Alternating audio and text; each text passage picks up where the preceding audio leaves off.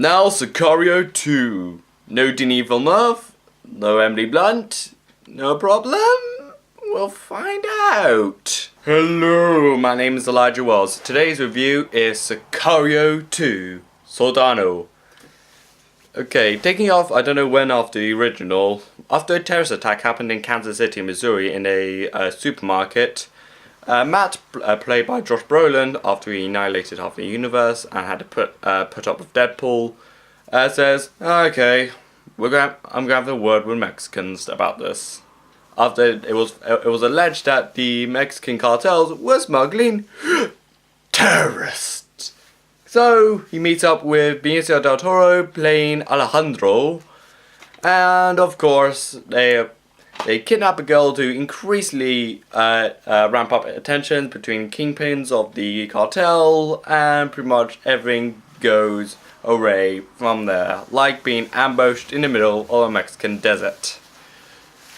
Of course, again, the cinematography is brilliant, of course. The acting of Josh Brolin and Benicio del Toro is brilliant. The score work, especially at the end, the late Johan Johansson's piece, The Beast, where it's the booming beast that kind of sounds like an explosion from far away distance. But of course, let's talk about the elephant in the room. No, it's not the poster of Emily Blunt walking into a tunnel to my deepest, darkest fantasies. No, it's Emily Blunt is not in the movie. This kind of worried me a tad when it first came out. Like, no, Emily Blunt's not in. Like, I'm offended.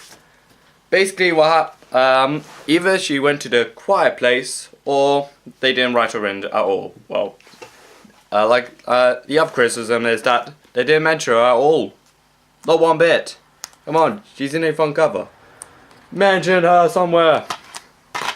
So, although it's a great movie, it isn't as sophisticated or grandiose like the original film, where it's like wide scale. It kind of feels really artsy at some points, like looking at the two shadows of one shot I remember from the first film was like the shadow of a helicopter over a desert.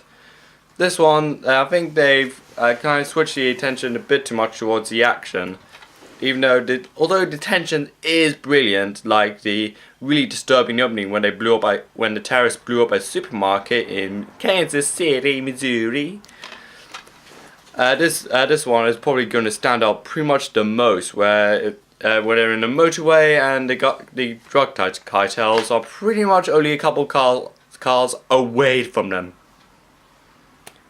Okay, no Denis Villeneuve, of course, since he was working on Blade Runner 2049, which was released less than a year ago now, and he can now go on DVD. Bing! Okay. The movie, although not as sophisticated or as memorable as the first film, is still really good. The action is really good, the cinematography is good, the score work is good, the acting of Benicio del Toro is brilliant as well, especially as Josh Brolin. Seriously, this person is having a really good year at the moment. Annihilated half the universe with Infinity Wars, and had to put up with Deadpool in Deadpool 2. Of course, this movie is a 7 out of 10. I would have liked it a bit more if they've mentioned Emily Blunt's character a bit more often, and they would have toned the action a titty bit down. Then I'll really like it. It probably would be my favourite films if they just do these two things. But all in all, this is Elijah Wells and bye.